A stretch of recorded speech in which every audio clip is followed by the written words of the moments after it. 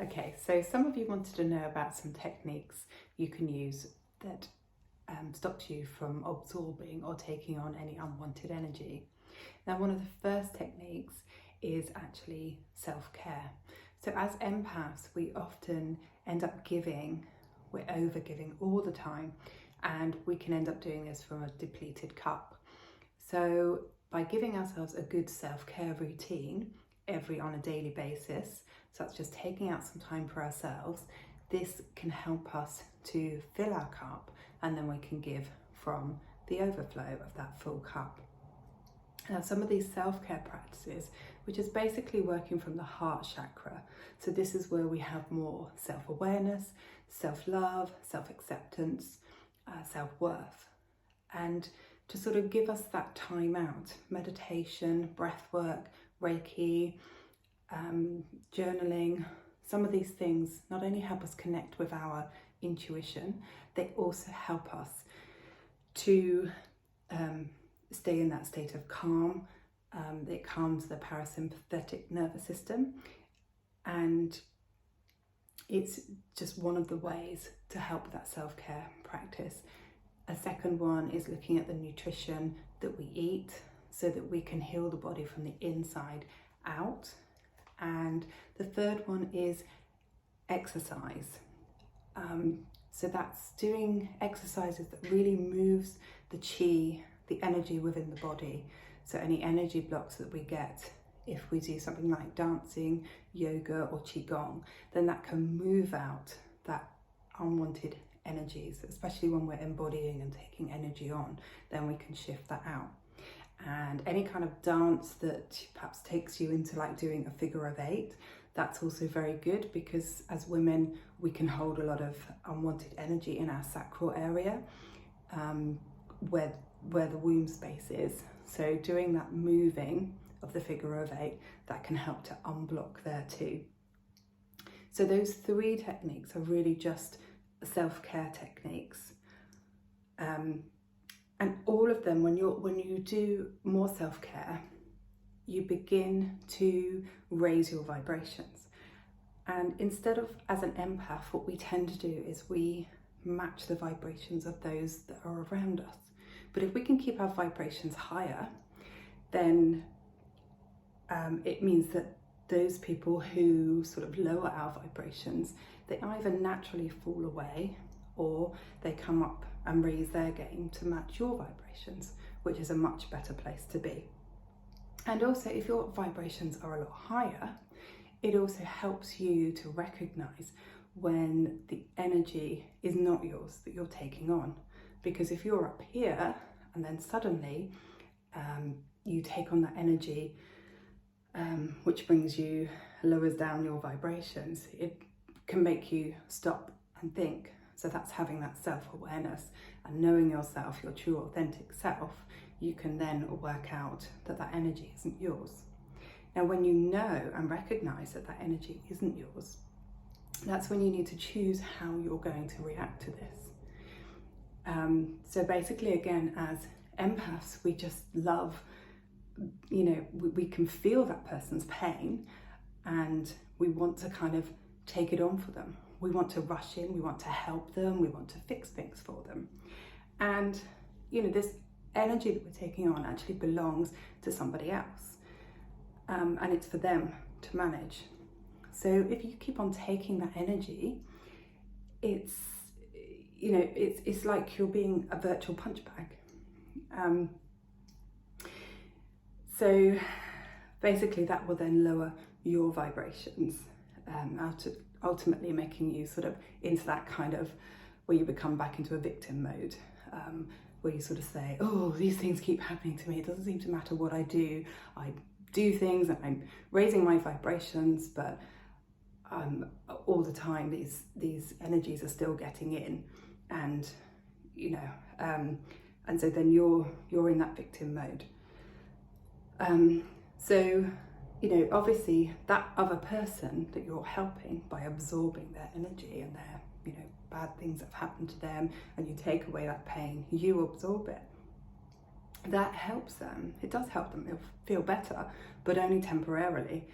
And that's because they're not doing the deep chakra work. The deep chakra work that they need to do for themselves. So they may not even realise that they're giving you their energy, and so it could be considered as maybe narcissistic kind of behaviour. But, to a certain extent, it's for you to take charge of your own energy, just like it is for them to take charge of their own energy. So if you're the rescuer, always rushing in to save things, or you're the people pleaser who always says yes, never says no, putting those good boundaries in place, then you need to look into, why do you do this? And a lot of this stems from, it could be childhood trauma or patterns of behaviour that picked up during childhood, the role that you took on as a child, and you've carried it forward with you. It can also even be patterns of ancestral kind of patterns that have stemmed from the mother wound or the father wound, that each generation, if they don't heal their sort of dramas or energy, then it can be embodied into your DNA. So it could be for a variety of reasons. And it's also easier as an empath sometimes to take on the role of the rescuer, to help other people and feel their pain, because actually it's just too difficult to feel into your own pain. But unless we're actually in our own body, which basically means being in the present, we can end up suffering anxiety and basically energetic overwhelm, because we just keep embodying and taking on too much of everything else that's going on around us, instead of concentrating on our own, what's going on in our own body. So quite often we can end up being in the future, we're rushing around, we're thinking about all those things we've got to do next, and that just causes an anxiety, and we don't want to revisit the past, and the being in the present's too painful. So in the end, it just leaves you with that feeling of being burnt out and exhausted. So to come back to the present means being grounded, and this is the second technique that an empath really needs to do, is being grounded in the body. And you need to be comfortable about slowing down and being in the present moment and feeling into your own body. And there's obviously various grounding techniques that you can do. And one that I like to do is to feel into my body each day, check in with it, see, what does it need today? Do I need to eat an apple, or do I need to rest? Do I need to go and do an exercise? So you can just sort of tap in with your intuition and check in with your body. What does it actually need? And that helps you to be grounded in your body. I also like to check in with my body and just feel any aches or pains, and then I like to look for the metaphysical reasons for why these aches and pains are there. And feeling into this will bring up all sorts of different emotions, and usually this may not be too comfortable. And basically, these places we don't want to go is usually our shadow self. So to bring the balance and harmony into our life, we really do need to face our shadow self, and we need to heal it. A lot of the time as empaths, again, as we begin this kind of spiritual journey, and we like tapping in with our psychic abilities, we end up working in the upper chakras, and being in the crown and the third eye. This is all a really lovely place to be. You're kind of embodying all the love, and you feel a lot lighter in the body. So it's a lovely place to be. But it's very hard to sustain being here, because you haven't done the lower work that is being held, or this energy that's being held within the lower chakras. So you end up dropping down, up, down, up, down. And because you're not really protecting your energy as you should be. So when I work on a one-to-one with you, I actually feel into your body using my empathic gifts, and I can feel the pain because I'm allowing it to happen. I don't hold on to this energy and I'm able to release it, but for the moment of the session, I'm able to feel in, collect this pain, and with that information, I'm able to choose whether it's an inner child meditation that you need to help reparent yourself, or whether it's a shadow self that you need to do, or sometimes it's just holding space for you. Or it might be cord cutting or forgiveness techniques or journaling, or meditations that I can kind of tailor make for you. And basically we can begin to move out that lower vibrational kind of energy that's stuck in and stored as energy blocks in your body. Now, anything that gets held into the lower body is usually comes from that place of fear, like fear of judgment, and that's where it gets held. So it's facing those fears and shifting that out. So you can certainly look into healing into your, healing your own lower chakras by looking at different chakra work. But if you were to work with me, then I'm guided by my spirit guides, and that can help accelerate your healing because they channel their healing energy through me to you. So basically, once we begin to clear out the energies which aren't yours, we concentrate on healing yourself. So basically getting rid of those limiting self-beliefs, the repeating patterns that hold you back, and release them. You just begin to feel lighter and more comfortable within your skin. So as you become more aligned and grounded in your own body, you become more confident. And this confidence then helps you to set boundaries. And at this point, before you sort of fully stand in your own power, this is when we find that the energy block can be here and held in the throat chakra. So this energy block needs to be moved out and through. And a lot of the time this can be sort of ancestral, particularly for women, for the sort of 400 years of persecution of the witch hunt, where we were afraid to speak our truth. So we can do work with like singing, chanting, sound vibrations, and sound healing. So this can be really beneficial to help you feel secure in speaking, and setting your boundaries further. So to recap then, the 3 techniques that you need to prevent yourself absorbing any energy that you don't want to. Number 1 is to have a daily self-care practice, and that's a combination of those meditations, breath work, Reiki, anything that helps you have that time out and calms and reduces that anxiety.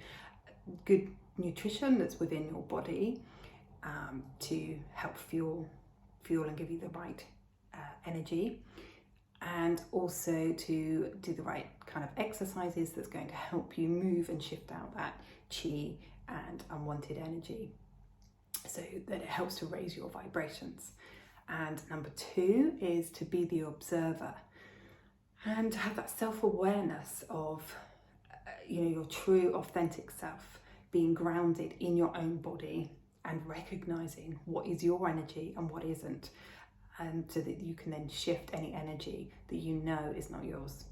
And number 3 is protection, and that's protecting your energy by standing in your power, putting good boundaries in place, by having that confidence in your voice to be able to say no to those things that you don't want to do, anything that you know will cause you that energetic overwhelm. There's obviously further kind of energetic protections that you can run by using like the vibrations of crystals. There's certain crystals you can use, the darker coloured ones, the dark black ones like tourmaline, black obsidian, garnet, the red ones, some of those different ones you can use as protections. And you can also visualize a protective bubble around your aura. These can also sort of be a temporary, but they're still very effective protection methods. And lastly, as you become more aligned and to the truth of yourself, and you become that person you were always meant to be, you also become aligned to your intuition. And then this is the point where you can sort of work with and grow those psychic gifts. And you may even become, decide to become a healer yourself, and continue ascending through those chakras.